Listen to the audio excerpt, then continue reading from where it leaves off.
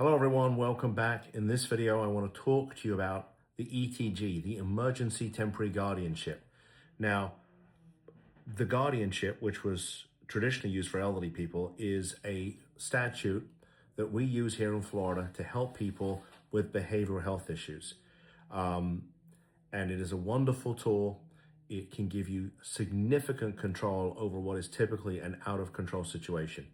And here in Florida, one of the sort of add-ons is what we call the ETG, the Emergency Temporary Guardianship. Now, in Florida, you cannot file only for the Emergency Temporary Guardianship. You have to file for guardianship, which is potentially permanent in nature. And when I say permanent, I don't mean it lasts forever.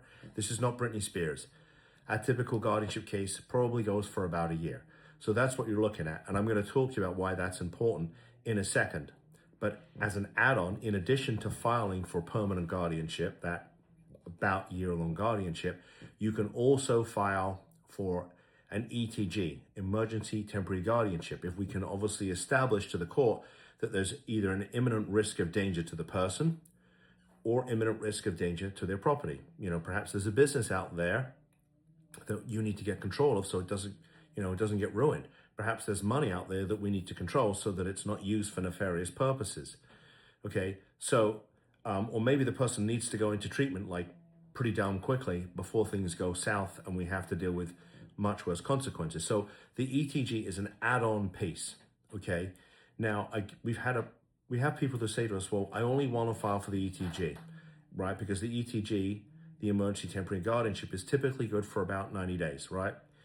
And then after that, if you need to, we can extend it. And the reason it's done for 90 days, other than the fact that that's what the statute says, is during that time period, the court is in a position to then determine if the guardianship becomes permanent, that, 1 year or about guardianship. Now, the reason that I say it's about 1 year is because as a general rule, and look, every case is unique, every case has different circumstances, but as a general rule, we know from experience of literally speaking to thousands of families, filing hundreds of cases all over the state of Florida, that somebody with a behavioral health issue needs about a year, okay? And it typically takes 3 to 6 months of, some serious treatment, followed up by what I call the continuum of care, right? It may be, and again, not set in stone, but this is what it typically looks like. They'll live in a recovery residence. They take their medications. They may go to AA or NA.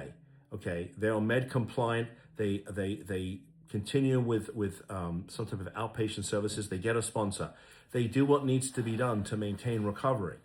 Okay, because once they get out of treatment, 3 to 6 months, right, after this whole process is started, that's when they're vulnerable. That's when they may relapse because the structure of treatment is no longer around them. And that's when things can go south. So we just know it takes about a year. So the fact there's a guardianship in place, it doesn't mean to say that, that everything they do, you're watching, that everything they do, you're monitoring and telling them how to live their life. You're there to have the authority to make decisions for them that could affect their well-being if and when it's necessary. And obviously, the longer they go through the treatment protocol, the less likely it is that you're going to need to step in. But somebody has to have the authority to make decisions for this person, because if they don't, what are the options? And I talked about this before, so if you've heard me say this, I apologize. I'm not trying to sound like a broken record, but here it is. You could do nothing. What do you think happens? Well, this is a disease, and like any disease, it just gets progressively worse with time until the point that it, frankly, could destroy the person. Yeah, they can die. And I hate to be blunt, but we're not here to sugarcoat things, right? We're going to have an honest conversation here about what can happen. People can die. That's number one. Number two, the state will step in. What do I mean by that? I mean that the state can step in either through the criminal system, because people with behavioral health issues make silly decisions, right? They get arrested. They drive drunk. They drive high. They just do silly things. They steal something. They break in somewhere. There's a myriad of things, right?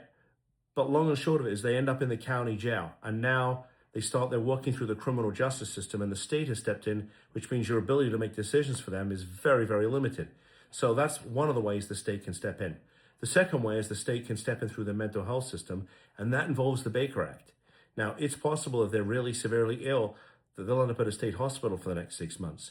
If there's somebody who's been in and out of the Baker Act system, right, at some point, they're going to get stuck there. That's just the way it works. You can only get Baker Acted so many times before the state says, okay, we're done. Okay, you had a chance to fix this and you didn't do it. So we've got it. We'll take care of it for you. And well, if and when they ever get better, maybe you get them back. So that's why the guardianship is important, because it gives you maximum control potentially over what is an out of control situation.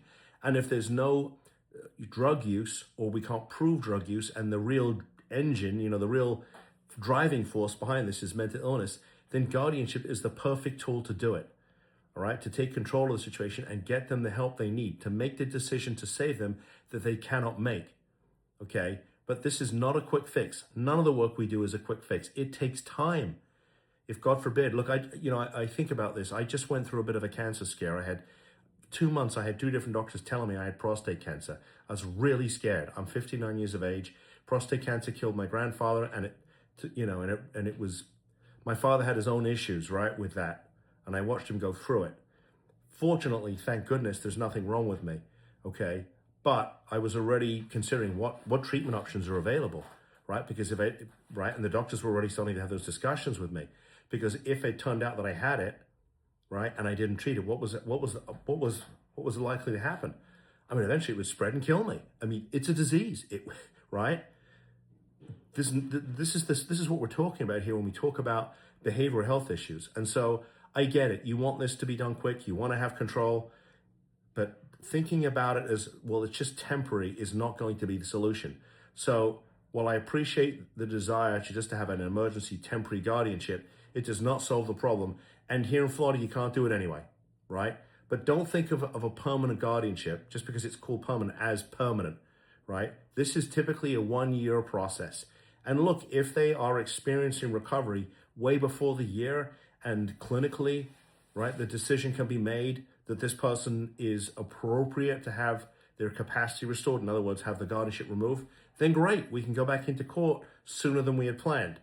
But I don't want you to think about this as a permanent problem, right, in your life, nor do I want you to think about it as a temporary problem in your life, okay? It takes time. It really does. And I want you to work the process. I do. And we'll be there for you. So if you want to talk more about what does the ETG look like, what does permanent guardianship look like, what does the process of recovery look like, give us a call. We'd like to talk to you. And I appreciate you tuning in. If you have any comments or questions, post them. I read them all. And I typically respond within 24 hours. If there's an issue you're seeing in your family and I haven't made a video about it, let me know. I'll make you a video. I want you to get the information that you need. And of course, if it's affecting your family, there's a good chance it's affecting somebody else's. And we want to be able to help the community as best we can. If you like this content, please give me a thumbs up. If you want more of this content that I make for you, please subscribe to the channel. Thank you for tuning in. See you in the next video. Bye-bye.